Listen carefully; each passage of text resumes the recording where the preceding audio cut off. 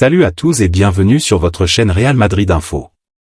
Voici une toute nouvelle vidéo dans laquelle nous allons parler de les dernières infos du Real Madrid. Voici les grands points nous allons développer. Premièrement, Real Madrid Mercato, Mbappé utilisé pour détourner Alan des Merengues. Ensuite, le Real Madrid active une nouvelle piste pour renforcer sa défense. Et, Mbappé et le Real Madrid, c'est loin d'être fait. Et d'autres infos du Real Madrid. Je vous explique tous dans quelques secondes. Donc, restez juste qu'à la fin de la vidéo pour ne rien manquer. Mais avant tout, abonne-toi si c'est la toute première fois que tu nous suis sur cette chaîne, et activez la notification afin d'être à la une de toutes nos vidéos d'actualité comme celle-ci, donc n'hésite pas à lâcher un gros pouce bleu et quitter votre commentaire. Si c'est fait les amis, on y va. Le mercato du Real Madrid, Mbappé utilisé pour détourner Alan des Merengues. À Manchester City, on a vite saisi l'opportunité de l'éventuel départ de Kylian Mbappé du PSG pour prendre l'avantage dans la course à Alan. Bien que l'avenir de Mbappé au-delà du PSG ne soit pas entièrement surprenant, Manchester City envisage d'utiliser le transfert du prodige français au Real Madrid, afin de finaliser un nouvel accord avec Erling Haaland. Sachant que le club madrilène pourrait rencontrer des difficultés à gérer deux stars de calibre mondial, potentiellement rivales, sous le même maillot, les Citizens entendent tirer parti de la situation pour convaincre le cyborg de prolonger son contrat en annulant sa clause libératoire prévue pour l'été 2024. D'après Ekrem Konour, le champion d'Angleterre en titre travaille sur une prolongation de contrat jusqu'en juin 2029 pour le jeune Norvégien de 23 ans. Alan, qui a toujours eu à cœur de contrôler son propre destin, acceptera-t-il de se laisser dicter son avenir? C'est là toute la question. L'autre information. Mbappé, le Real Madrid s'agace. Après avoir informé la direction du PSG cette semaine de son intention de quitter le club à la fin de la saison, Kylian Mbappé semble se diriger vers le Real Madrid. Le club espagnol, actuellement en tête de la Liga, a fait match nul ce dimanche après-midi. Interrogé une nouvelle fois à propos du Français, Carlo Ancelotti s'est montré agacé lors de la conférence de presse. L'avenir de Kylian Mbappé continue à susciter de nombreuses spéculations. Cette semaine a été cruciale pour le futur de la star du PSG. Jeudi, plusieurs médias ont révélé que l'attaquant français avait informé sa direction de sa décision de quitter Paris.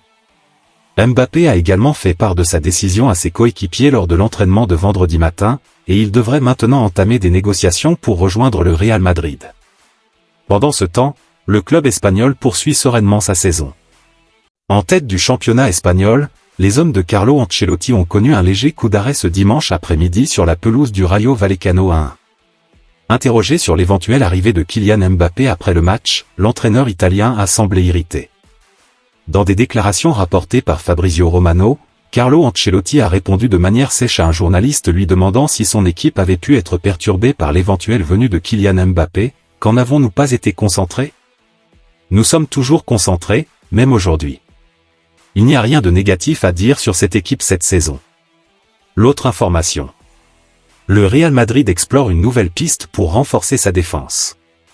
Les hauts responsables du Real Madrid auraient lancé une nouvelle recherche pour renforcer leur défense. En prévision du prochain mercato estival, le club madrilène envisage sérieusement l'arrivée d'un défenseur central. Bien que le nom de Lenny Yoro ait été beaucoup évoqué, le jeune joueur du Lille semble plutôt se diriger vers le Paris Saint-Germain. Par conséquent, les dirigeants madrilènes auraient déjà identifié une nouvelle cible. Selon les informations de Defensa Central, ils auraient mis en lumière le nom de Mario Gila. À l'âge de 23 ans, ce joueur appartient actuellement à la Lazio Rome. Arrivé à l'été 2022 en provenance de la réserve madrilène, le jeune défenseur est sous contrat jusqu'en juin 2027. Cette saison, le natif de Barcelone a déjà pris part à 17 rencontres toutes compétitions confondues. L'autre information. Le Real Madrid devra se passer de Camavinga et Carvajal. Rien ne s'est déroulé comme prévu pour Ancelotti et son équipe ce dimanche à Vallecas. Ni le résultat, ni le déroulement du match. Le petit terrain du Rayo Vallecano reste toujours un piège pour les Merengues. Après avoir perdu à 2 reprises lors de leurs 3 dernières visites dans le stade du club de la banlieue madrilène, ils n'ont cette fois-ci pu arracher qu'un point, malgré un début de match prometteur pour les actuels leaders de la Liga. Joselu a ouvert le score dès la 4e minute, laissant penser qu'il serait difficile pour les locaux de renverser la situation malgré le soutien des quelques 12 000 personnes venues assister à ce mini-derby. Cependant, Un penalty concédé par Eduardo Camavinga et transformé dans la foulée a totalement relancé le Rayo. Le score est resté inchangé par la suite, à 1. Le Real Madrid perd ainsi 2 points en Liga, ce qui pourrait permettre à Girona de revenir à 3 points en cas de victoire ce soir sur la pelouse de l'Athletic Bilbao. Mais ce n'est pas le seul souci pour Ancelotti. Pour affronter le FC Séville au Bernabéu dans une semaine, l'Italien devra se passer de 2 de ses joueurs clés. Tout d'abord, Camavinga sera suspendu pour ce match après avoir reçu son 5e carton jaune de la saison cet après-midi. Non pas pour la main ayant provoqué le penalty, mais pour avoir trop vivement contesté les décisions de l'arbitre par la suite.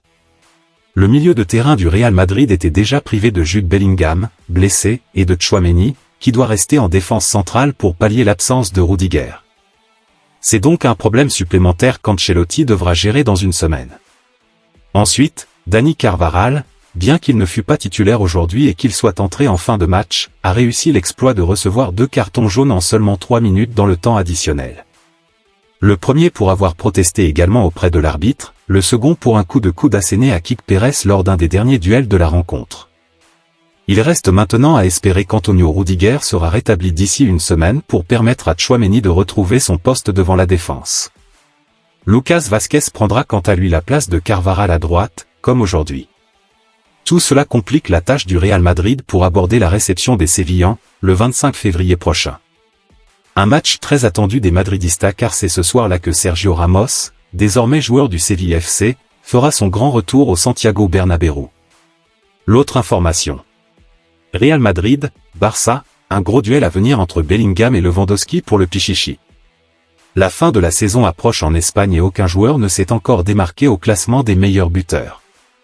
Si Jude Bellingham occupe la première place, plusieurs autres, dont Robert Lewandowski, peuvent encore prétendre au trophée Pichichi. Qui finira meilleur buteur de la saison en Liga? Il ne reste plus que 13 journées avant que le championnat d'Espagne ne ferme ses portes, et la bataille pour le trophée Pichichi fait rage. En tête du classement avec 16 réalisations, le milieu de terrain anglais du Real Madrid, Jude Bellingham, est talonné par Borja Mayoral Getafe, Artem Dovbyk Gérone, Alvaro Morata Atlético Madrid et Budimir Osasuna, auteurs respectivement de 15, 14 et 13 buts depuis le début de la saison. Le buteur polonais du Barça, Robert Lewandowski, ne pointe qu'à la 6e place de ce classement avec 12 réalisations.